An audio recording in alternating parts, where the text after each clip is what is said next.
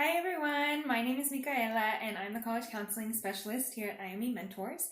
I'm here to talk a little bit about some racial justice terms that are super important now, as a lot of our students and parents alike have been increasing their participation in racial justice movements and efforts all around the country where we're working with. So today is Juneteenth, and that's why I'm starting this teaching today.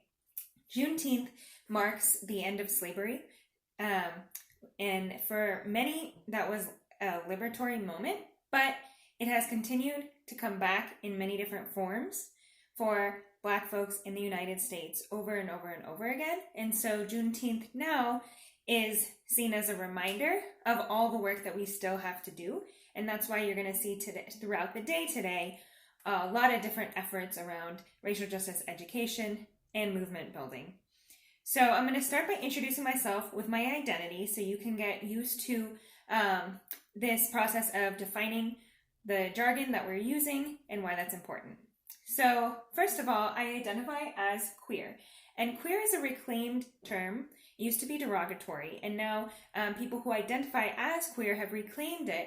And for me, it's this term that means I don't fit into any sexuality box that society may want me to, such as straight, gay, or bisexual. Queer is this umbrella term that allows me to express myself in any way that I want to on an ongoing basis. Then I identify as biracial. My heritage is Japanese and Italian for the most part. And race is this construct that really is just how society sees me.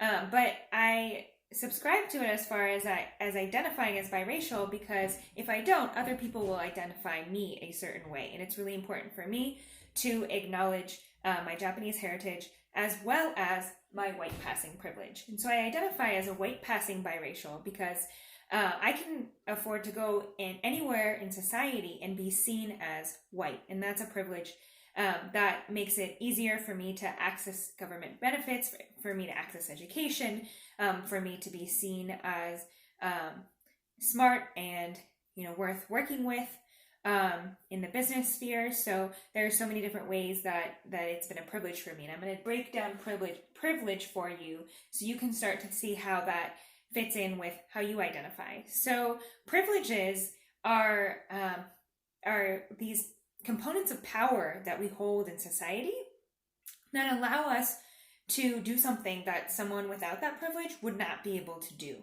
And so for me, white passing privilege is a privilege that allows me to function in society as a white person, even though I don't identify as white. So it's really important for me to acknowledge that privilege, especially when I'm with other people of color and other biracial folks who do not have white passing privilege, because in any given conversation, we're coming at it from completely different perspectives. And privilege can also be tied to your social class that you grew up in, and to your ability versus disability. So with every single component of our identity, we can touch on one part of the privilege spectrum, and another part of our identity, another part of this privilege spectrum. So it's really important to notice that even if you're not privileged in one way, you probably do have some parts of your identity that are privileged. And so understanding the difference between those is going to be really important as you participate in racial justice work. So next, I'm going to look at antiracism versus racism. Now, racism is a term that you've probably been hearing your entire life, and it's an evolving term. So today, racism means that it's a combination of racist attitudes and ideas with racist policy that's embedded in systems that have been around for centuries upon centuries. And anti-racism is a newer term that is one of the most popular terms for showing how proactive we need to be about combating racism. So anti-racism is a stance that has absolutely no complacency.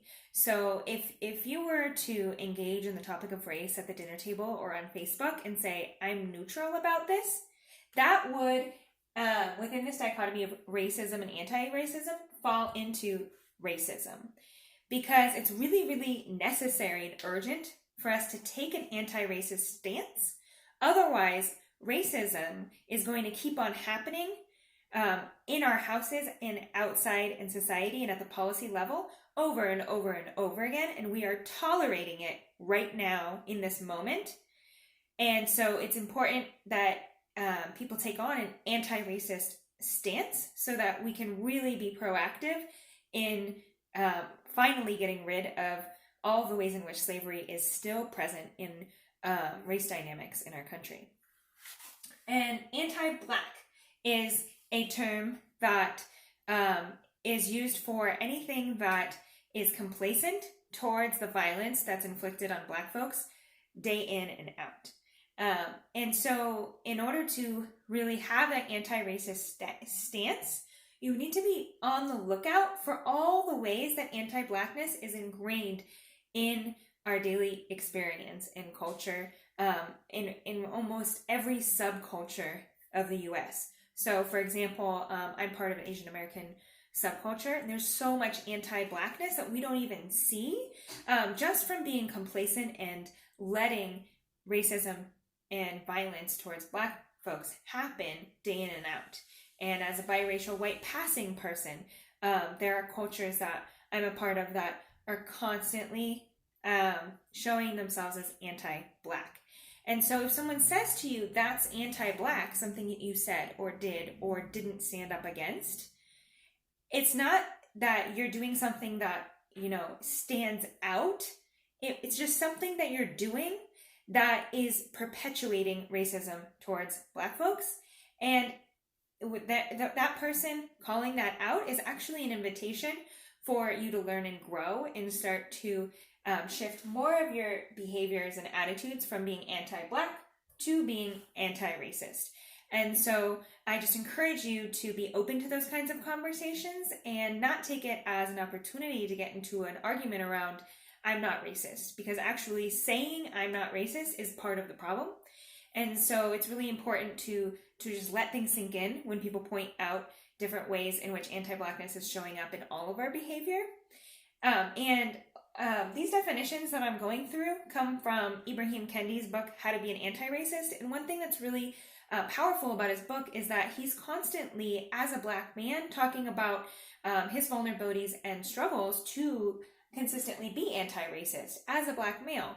And so anti-racism is a journey that we're all working towards. And so I encourage you to, one, read his book so that you can get some more in-depth understanding of these terms. And also be open to conversations with people, even when they start with a behavior that you inflicted that was seen as anti-Black by someone else. So just be open to the fact that, many different types of behaviors can be seen as anti-Black and are anti-Black and need to be addressed, even though no one is going to be perfect in this moment right now.